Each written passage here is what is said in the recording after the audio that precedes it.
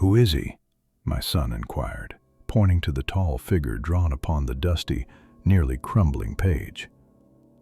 As a reproduction of a reproduction of a reproduction, the history book could have easily been mistaken for the mad scribblings of troglodytes in their firelit caves. "A great leader," I replied. "Few remember his name anymore. Washington, I believe it was, though it's quite likely I've been told many a falsehood by the ones who call themselves historians." I chuckled ruefully, as did my son. "Tell me what a leader is," he said. Where I came from, it was not unusual for children to be demandingly curious. "From what I've heard, leaders were people who created order out of chaos," I told him. "Many had great visions for what the world could be like, or, in Washington's case, what his country could be like. No doubt he's rolling in his grave now that everything he worked hard to instate has fallen to ruin." By now my son had put the old book aside and was peering out the red-tinted window wistfully, his chin resting on his arms, which were in turn resting on the steel windowsill, and he said to me in a serious tone, "I want to be a leader." It broke my heart to hear that he had developed an unattainable dream, a dream I would have to shoot down before long. Such was the treatment all dreams were met with in those times, but the sadness I felt then seems silly to me now, that I wonder in vain what has become of his poor soul. He could be anywhere, or nowhere, and it's likely I'll never know. By all that is holy, I only hope he's in a better place than I am now. According to the historians, there was a clear-cut and seemingly unbreakable force called natural law, governing my native planet in ancient times. A set of rules you could follow carefully in order to predict the behavior of things and get where you wanted to be. Of course, there was nothing of that sort to stabilize the era I grew up in. Life was a sick game of chance for us all, a game I wouldn't hesitate to call hellish, if not for the fact that I'm now intimately familiar with the word's true meaning. I decided long ago that the only way to end the game would be to rid the cosmos of the Earth entirely, just as one might excise a malignant growth from an otherwise healthy individual. If there was no hope for us on the little white planet, we might as well bring some balance to the universe and cease to exist, I figured. This idea came to me in a most peculiar manner, worming its way into my consciousness as though it were the fey whisper of a shadowy muse. I hadn't the foggiest clue how said idea could be carried out, but I searched for one whenever opportune nights presented themselves, whenever the sun ceased to scatter its radiation, never knowing what I might find, if anything. Each night lasted only as long as the Earth's prodigious rotational velocity would allow. I removed my son's evening ration from the icebox and served it to him on a sheet of cardboard, not telling him where the meat came from, so he wouldn't be deterred from getting his nourishment. Unbeknownst to him, wild game of the sort found in olden tales had long since gone extinct, leaving only the frozen, emaciated corpses of our own kind to dine on when they turned up now and again. Much of my own childhood was spent consuming the wholesome reserves of beans and rice stockpiled in the bowels of our bunker. But upon parenthood, it became clear to me that my child would not be so fortunate. I'd be lying if I didn't regret bringing him into that broken world many a time. Sustenance was growing scarcer by the day, so I forwent my share that eve. Not that raw human heart sounded very appetizing, even in my desperate state. I would have roasted my son's ration for him if physics were cooperating that day. But alas, every attempt at striking a match, let alone igniting a bundle of tinder with one, resulted in a conflagration that lasted but a few milliseconds, expanding outward like a fireball and singeing the hairs on my hand before disappearing entirely. The elements, especially fire, seem to take on different properties at different times, betraying nary a clear pattern in their fluctuations. This randomness decided the fates of men, and I feared it would soon decide my son's and my own for the worse before I got the chance to do what I was meant to do. The sun began to race out of sight, heralding a new interval of darkness. It was time. "I'll be back," I said to my son, as I donned my gloves and boots and leather coat, pulled the fur-lined hood over my head, gathered a few miscellaneous implements, and equipped an old but still functional gas mask. I couldn't say when I would be back, due to the unpredictable time currents. Whether I would be back at all was no sure thing either. But some things are better lied about where children are concerned. My son didn't ask where I was going, for he knew better than to believe I had made up my mind. Plans change with the weather. Speaking of weather, I've always found it rather amusing that the term is said to have once encompassed so few variables. The temperature, the sun, the clouds, the winds, and a few other trifling things. Why, if the historian's words ring true at all, the ancients were a soft lot with no valid cause for worry. I've faced the intractable whims of a mad god and called them weather, while the history books detail parables about the melancholy nature of rain, which I hear was a phenomenon where tiny drops of pure, crystalline water fell out of the sky. Sounds like a utopian dream to me, not melancholy in the least. On any occasion, I would have given anything to have rain problems instead of time problems and physics problems, not to mention problems of other planes of reality, which I now face head-on. Problems I could not label or name for the life of me, or, shall I say, for the death of me, as death has since usurped survival as my chiefest goal. There are dark, dark things lurking in the blackness betwixt the celestial bodies, and I have seen them, experienced them, lost myself to them. Give me all of your rainy days, O ancient ones, and I'll give you all of my demon-haunted nights.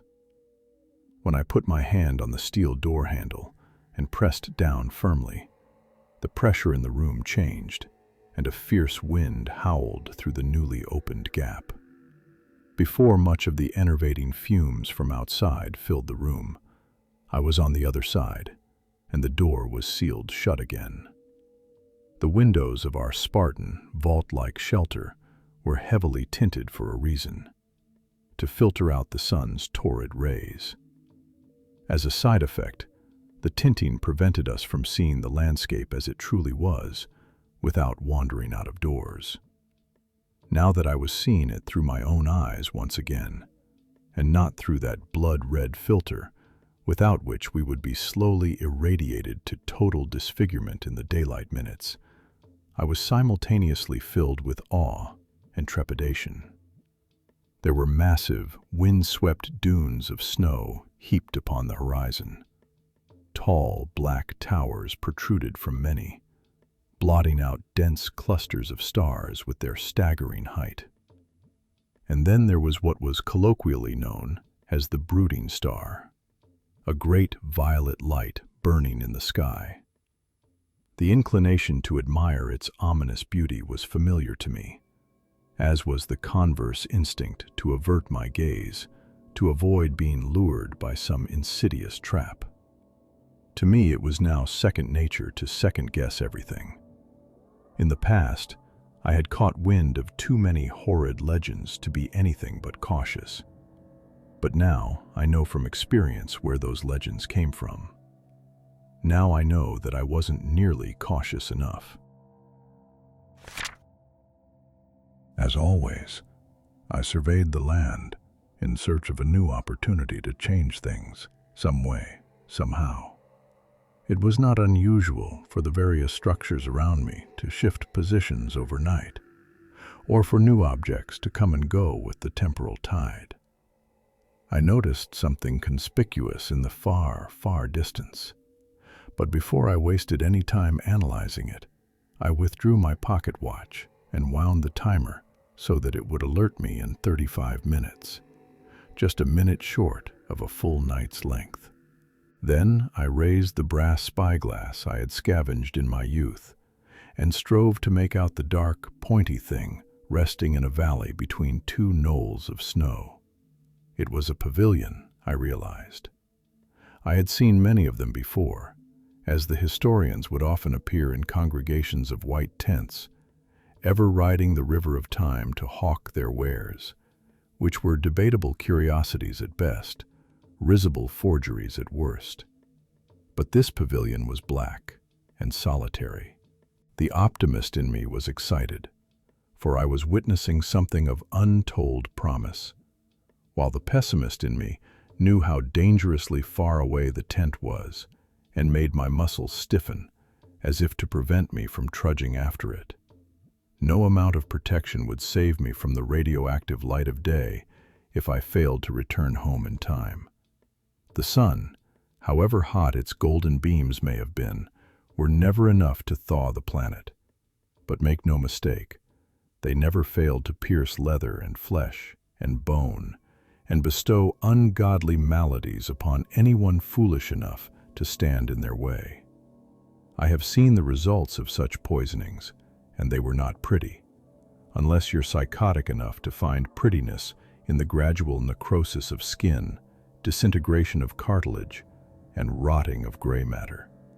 Staring pensively at the point of interest, I made what I now know to be the worst decision of my life. I began to march thither. By this time the cold was already biting viciously at me, and soon a colossal gust threatened to topple me over, leading me to anchor myself in place by crouching for a time. The filter of my gas mask did a fair enough job at keeping me alive, but the air still smelled faintly of ammonia and a number of other inhospitable chemicals. A headache ensued. The time currents, for one thing, were calm that night, as I discovered when I peeked at my pocket watch and noticed the hands shaking only slightly.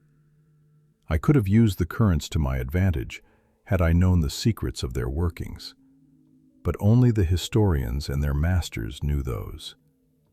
It was rumored that the Black Towers had something to do with it all, and that the historians' masters were in fact the very extraterrestrials responsible for the existence of the towers. But who could have known for sure but the historians and the star-dwellers themselves? Inquisitive thoughts like these filled the time that elapsed between my outset from home and my arrival at the mysterious pavilion. The tent's canvas walls flapped in the wind as I approached it. Something about it filled me with dread now that I was able to observe it up close. Unnerved for reasons unknown, I would have turned around and fled right then and there, but curiosity and hope still burned in me. Against my better judgment, I walked stealthily toward the entrance flap, swept it aside slowly, and beheld the uncanny presence within. Sitting on the rusty metal grid of a mattressless cot was a robed, hooded figure with his head in his hands, a figure I surmised to be male. The robe, being many sizes too large for the being, covered everything but his pallid hands. He didn't appear to be wearing a gas mask, and thus I was puzzled as to how he managed to breathe the toxic atmosphere freely. More interesting than the weird being himself was the looking glass, large and triangular, situated on an easel of sorts behind him. I was mesmerized by it, for it didn't merely reflect what was before it, but was a veritable window into the amorphous depths of space. I saw in its surface a starlit nebula of many colors, all the while confused about how I could be seeing such a thing so clearly through what appeared otherwise to be a simple, silver-framed mirror. A few wrought iron candelabra were arrayed along the pavilion's margins, and atop their candles danced otherworldly flames that I fancied were the color of lightning. In another world, I perhaps would have called them beautiful, but in that moment they were, to me, horribly redolent of the brooding star. They evoked all the undesirable feelings of helplessness and nausea I would associate with the violet light in the sky, only on a smaller scale.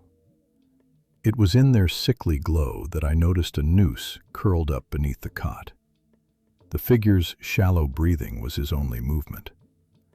At this point, I began to lose my nerve, what with the uncomfortable silence and the eldritch appearance of all that I was beholding. I checked my pocket watch once more. 20 minutes remained. 15 were required just to make it back home, leaving me with hardly 5 minutes to spare. What could I hope to accomplish in 5 minutes, I wondered. When no answer came to mind, I released the entrance flap and turned my back on the pavilion. It was then that I heard a cold and hollow voice call out in a strange whisper from within the tent behind me. "Father." I was stopped in my tracks. "Father," he said again, his weary call betraying both elation and despair as well as it could. I returned to the tent, this time sauntering all the way in, and finding myself face to face with the odd being. His head was no longer buried in the spidery embrace of his pale fingers, though his face was still wholly obscured by hood and shadow. His breath was visible in the frigid air, and leaked eerily from where his mouth ought to have been. "I've been waiting lifetimes for you, Father." His voice was now incredibly quiet and difficult to interpret. I'm not your—" I tried to interrupt, but he kept speaking. "You would think immortality would lead one to higher heights, but nay, it has only led me to this half-life. I have yearned for a feeling of joy such as that which your arrival has provided me. A joy I thought I could only experience in the presence of the brooding star itself." A shiver crawled down my spine as he uttered those words, and a morbid curiosity proceeded to overtake me swiftly and inexplicably. A curiosity the likes of which I had never experienced prior. This led to me ask, "What do you know of the brooding star, and how could you possibly know anything about it?" In the past, I had treated with skepticism the legends that the star was some kind of maleficent intelligence that probed the nightmares of hapless victims, apparently in search of something, like a demon seeking a corpse to possess. Yet there was no denying that it was more than just a queer light with unnerving properties. "It speaks to me," the being said. "For that privilege, I gave up the ability to speak to it, for it does not like to be challenged but by the ignorant. I gave up my humanity, my face, for this miserable existence, for the opportunity to, what was it? Bring order to chaos." He let out a subhuman sigh.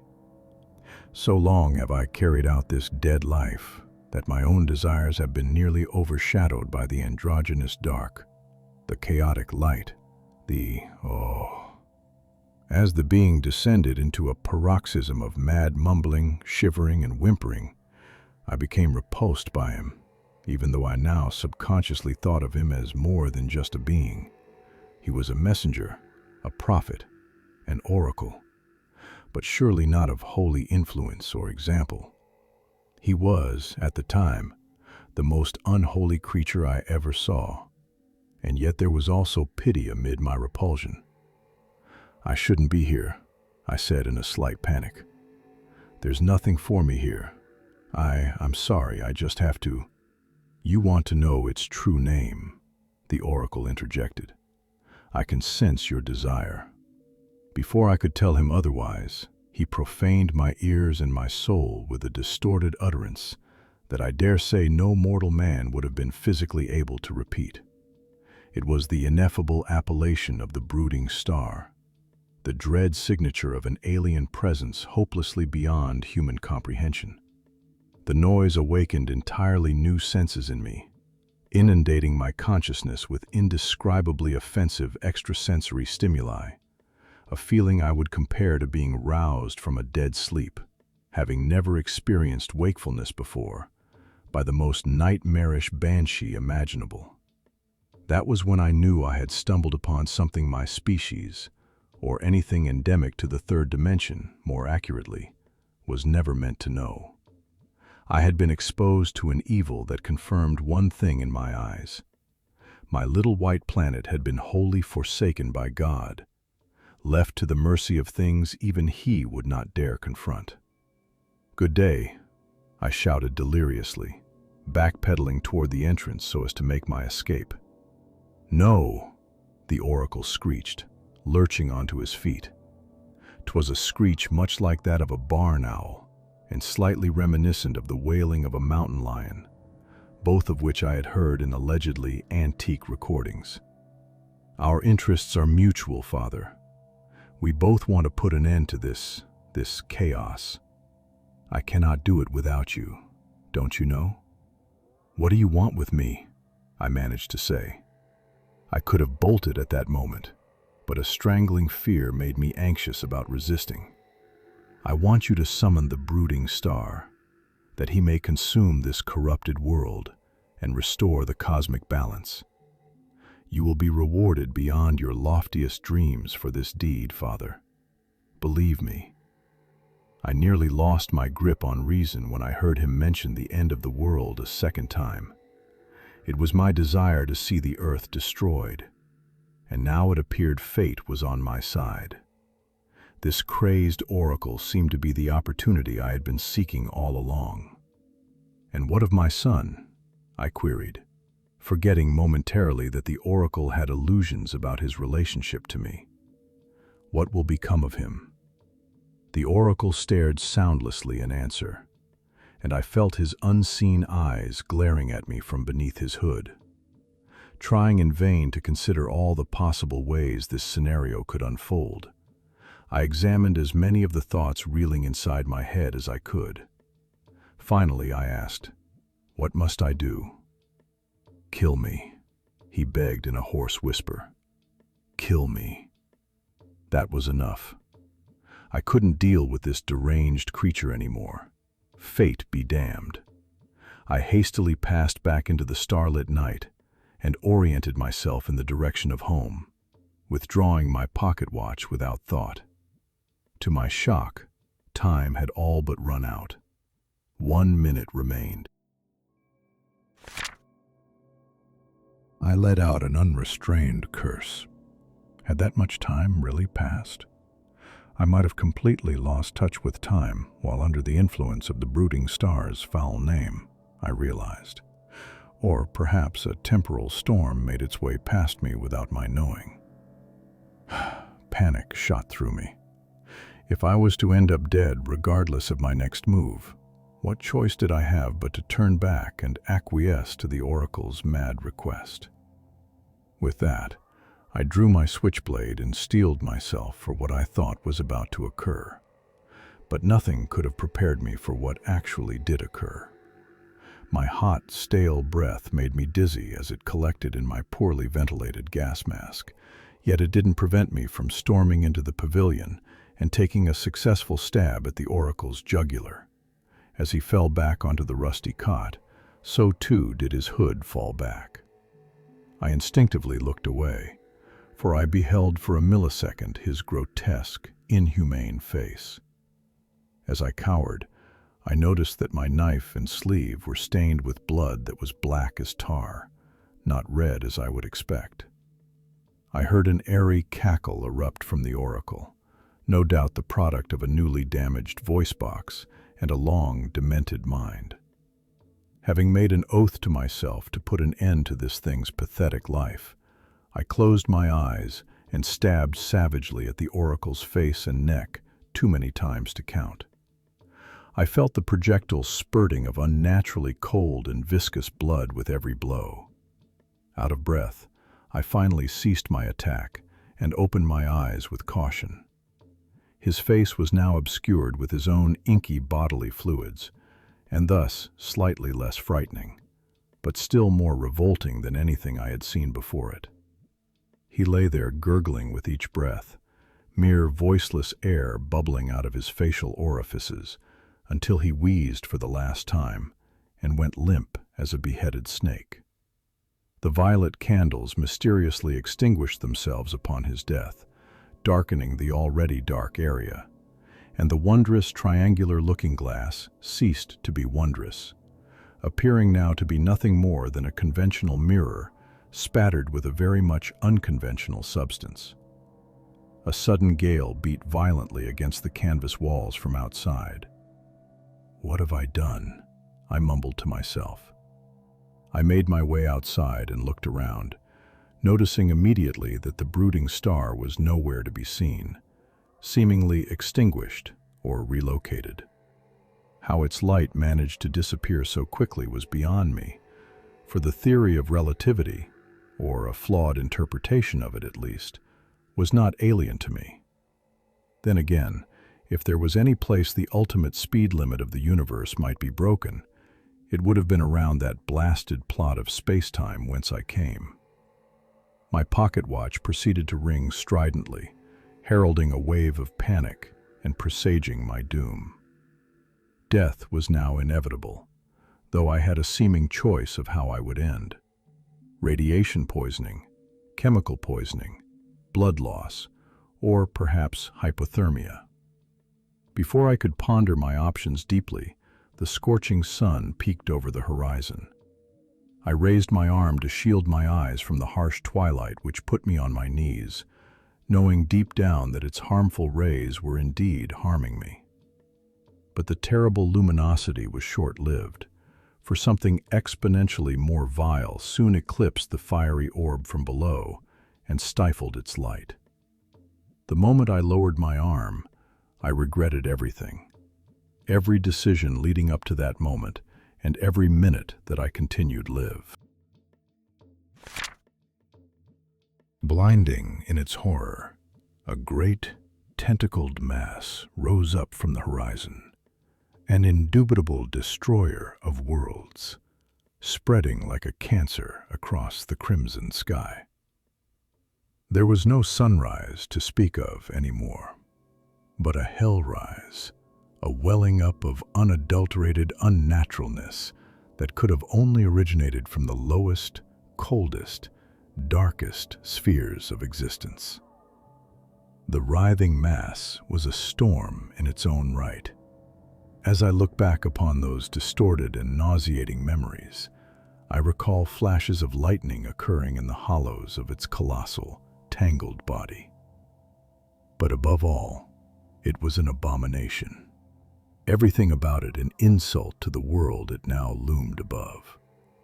I dare say no being, God or otherwise, would be capable of forgiving such a heinous monstrosity for its crime of mere existence.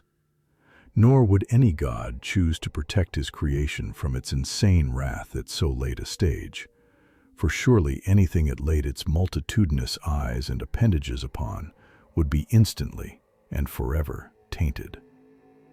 A deep, foul moaning soon filled the air, evoking thoughts of a million tormented souls wailing desperately. This sent me to the ground, where I shook uncontrollably in a fetal position. The experience made me welcome death, and thus I removed my mask and allowed the noxious air to fill my lungs. My eyes, although shut at this point, detected darkness enveloping me on all sides. Such was the end of my corporeal existence, and the beginning of something far more odious than I could have ever imagined. Thank you for watching till the end of the video. If you liked it, please leave a thumbs up and subscribe. Don't forget to check the video description for a link to the original story and credit for the music. Until next time.